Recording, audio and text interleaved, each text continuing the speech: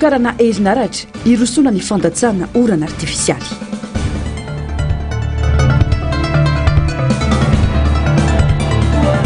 Raha ratsara saotra trano fandraisam-bahiny no namantarany imponina ilay orinasy mpiambina fito no entin'ny mitandro ny filamina vakina andozitra ny voninkazo.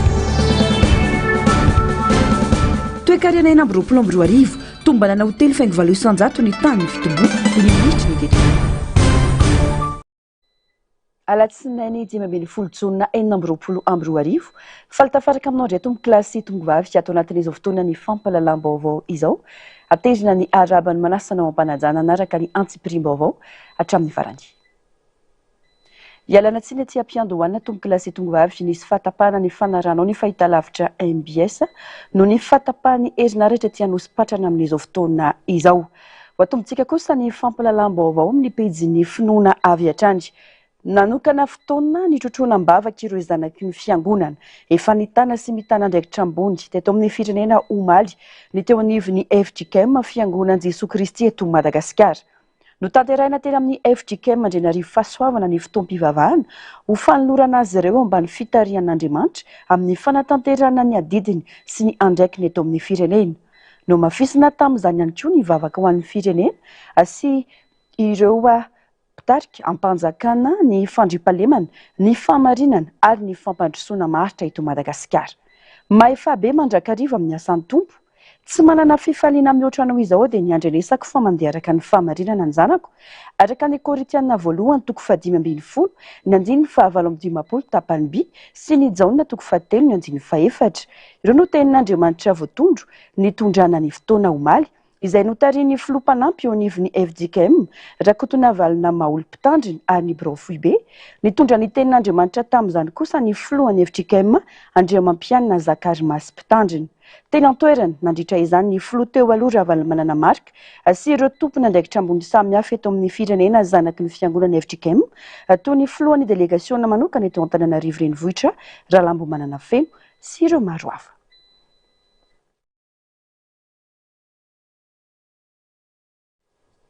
Pejin'ny toe-karena kosa indray natolotra ny solombavam-bahoaka androany volavolan-dalàna andravonana ny tetibola ho an'ny taona 2020 sy ny volavolan-dalàna laharana 420/420 mifeny tetibola mpanjakanana sy mpanitsiana ho an'ny taona 420 na ny PLFR 420.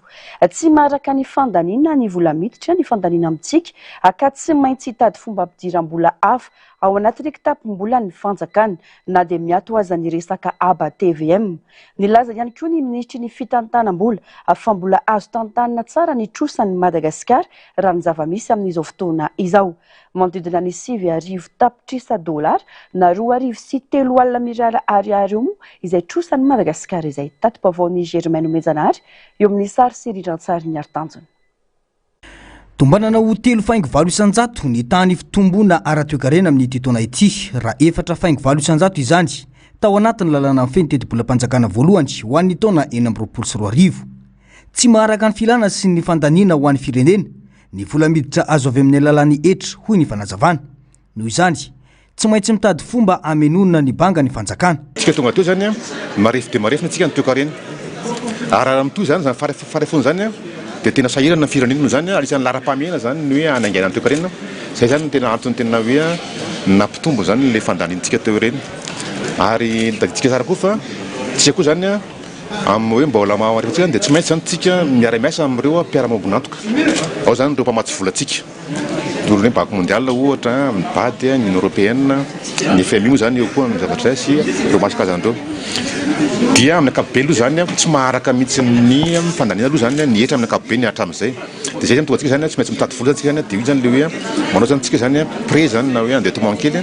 Misy zany vatsina anarana tetikasa ohatra rehefa mandeha reny ohatra atin'ny zavatra hoe misy ohatra hoe manao zany tsika ohatra hoe emprunt zany interne point de trésor. Dia misy koa zany ohatra hoe appui budgétaire avy any amin'ny mpamatsy volantsika ireo. Tadio tsara fa raha ohatra zany tsika ka hoe simba zany ireo foto-drafitrasa raha toe-karena ireo ohatra hoe lalana ohatra na ny resaka angovo ohatra na ny resaka port sy ny sisa ohatra na ny resaka hoe aménagement agricole reny dia reny zavatra reny miteraka fahaverezana eo amin'ny 200 ny arikarena FAOB isa-taona.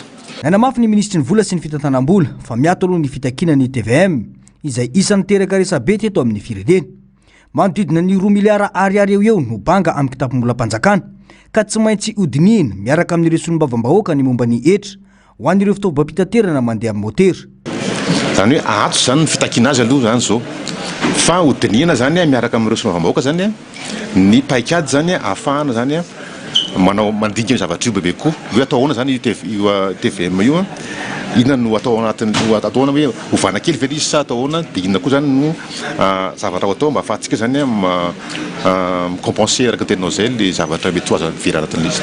Manodidina ny 7 miliara dolara na 2.3 miliara ariary ny trosan'ny Madagasikara raha nitatitra farany tamin'ny taona 2024.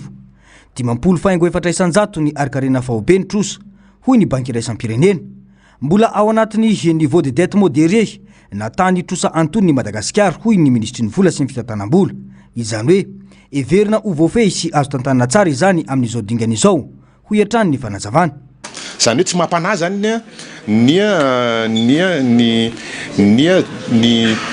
ny trotroatsika fotoana zao tsy mampanahy zany izy tsy atahoana zany hoe mety misy zany crise de la tête satria tsika zany efa voafehintsika zany tsara ny fomba fitantanana ny trosa hoe trosa ohatrany ahoana no trosaintsika ahoana ny condition itrosantsika raha lafy loatra atao dia ajanontsika le izy ohatra misy maromaro zany le katsikatona zavatra zay hoe ty zany trosa mety ary zay amin'izao fotoana zao zany zay efa tena manara-maso akaiky mihitsy zany le ny projet reny mba tena hoe teraboka tso tokoa zany le izy tatoatsy zay zao dia nanao zany zay tato revue de portefeuille maromaro mihitsy miaraka tamin'ny bailleur ejera hoe aiza zany ny blocage aiza ny tena misy tena hoe tsy mampandeha ty projet ty tsy mampiteraka n'le tena hoe vokatra zany tadiavintsika zany zavatra zany rehefa akapoko zany dia miteraka zany zay tombontsoa lehibe ao antsika ao rehefa orinao zany zavatra zay. 9.700 ny trosa-panjakana ivelany dia avy amin'ny banky iraisam-pirenena, ny 9.700 kosa dia avy ato anatiny. Ankoatra izay, na dia niakatra aza ny vidintsoloka eo amin'ny tsena iraisam-pirenena dia nilaza ny ministry ny fitantanam-bola fa tsy mbola mikasa ampiakatra ny vidintsoloka ny fanjakana amin'izao fotoana. Mbola tsika zany zao mbola tsy miresaka hoe fampiakarana na fampidirana vidintsoloka tsika zao fa tsika zany zao aloha mbola tsy mihetsika aloha zany izy aloha hatreto. Fa mbola eo am-pandiniana zany zao ny fidiram-panjakana hoe ahoana nanaovana azy satria araka tenenina teo ihany hoe sahirana avoaka malagasy vao mipetraka le TVM dia mitabataba ay ve zany zay ve zany dia sahirana zay zao nefa tsika nefa manao ezaka vetabera teneniko teo iny ampidina le vidim-piainany le tenenina teny hoe ohatra hoe ny teneniko teo hoe miakatra ny sandany ariary ny vidintsoloka tsy kitiana amboarina daholo ny lalana ny jiro sy ny rano efa mba ampidirina mba fanao zavatra zay any zany le fandina. Isan'ny ampitombo ny fandaniam-bola-panjakana ny fanohanana ny fanarenana taorian'ny rivo-doza, ny setry ny angovo, ny fampiroboroboana ny toe-karena sy ny sosialy ary ny fanamafisana ny famindram-pahefana ara-bola any amin'ny faritra. Tsy miova kosa ny fetrambony amin'ny karaha-mampiasa-panjakana ary isy ny famatsim-bola manokana anohanana ny tahirim-pisotrondronono ny mpiasa-panjakana sivily sy miaramila hoy ny fanazavana. Manodidina izay vaovao izay tsy ny fampiakarana etra ihany no tokony hodiniana amin'ny teti-bola-panjakana na ny fitsinjarana ny fampiasam-bola-panjakana hoy ny solombavam-bahoaka Rajerison Antoine Androany.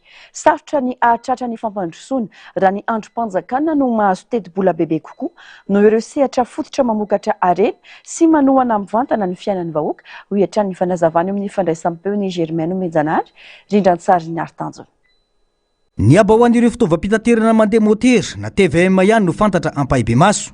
Tsara fantarina nefa fa misy etra 200 ihany koa manomboka izao ny solitany ary 200 ho an'ny friperie. Mbola andoavaketra ihany koa ireo fahitalavitra misy sarany santionana amin'ireo etra anampidirina anatin'ny teti-bola-panjakana ireo. Iankinan'ny fiainam-bahoaka ireo hoy ny solombavam-bahoaka Rajerison Antoine ka anaovany antsoavo amin'ireo solombavam-bahoaka ijery akaiky ireo fampiakarana etra ireo satria raha malala ny fampiasana jiro mandeha petrol eo amin'ny fiainan'ireo mponina any ambanivohitra. Torak'izay ihany koa ny friperie izay tsy fidianana saranga fa misalotra azy ny ankamaroan'ny malagasy hoy hatrany ity olom-boafidy ity. Misy ihany koa ny taxe 20% amin'ny pétrole en pente zany hoe reny jiro ampiasain'ny olona any ambanivohitra amin'ny alalan'ny pétrole ireny hiakatra zany sarany ireny nefa tena mbola sahirana ny olona any ambanivohitra ary be dia be ny tsy manana accès amina resaka électricité. Ao ihany koa ny fampiakarana 20% ny taxe amin'ny resaka friperie zany.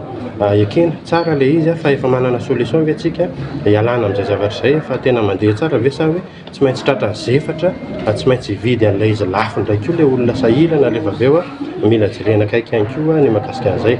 Ho sarotra ny hitondrana fampandrosoana raha tokany teti-bola ho an'ireo andrim-panjakana no betsaka raha mitaha amin'ireo teti-bola ho an'ny sehatra fototra ho an'ny toekarena. Izany anefa no zava-misy eto amintsika amin'izao fotoana izao. Ahitana taratra teti-bola miompampana ny ho anivon'ny antenimieram-pirenena, ny fiadidinan'ny repoblika ary ny ministeran'ny fitantanam-bola ho iatrany ity deputé ity. Raha miresaka ny budget ny institution tsika ohatra dia mahakasika ny présidence zao ny enany budget global afahany indemnité nisy fiakarana 13 milliards ariary zany anao amin'ny secrétariat général ao. Eo ihany koa ny amin'ny resaka sécurité présidentielle niakatra 7 milliards ariary afahany budget global nisy fiainany noho ny antony hoe amin'ny resaka investissement tsy dia ampiasan'ny teti-bolan'ny produit zany zareo fa mety tsotratra tsony dia na iny tao anatin'ilay LFR izay zavatra zay. Ny olana matetika dia lasa any amina secteur d'activité tsy mamokatra laivola takan'izany ny institution tahaka ny assemblée nationale, présidence, ny primature ary tena mbola teneniko foana ity ary antitra nteriko foana hoe fa maninona ny ministère finance no mitelona vola be mifanindra amin'ny ataontsika hoe ny éducation nationale nefa ny karaha mampiasa rehetrarehetra efa naafektena any amin'ny ministère tsirairay avy.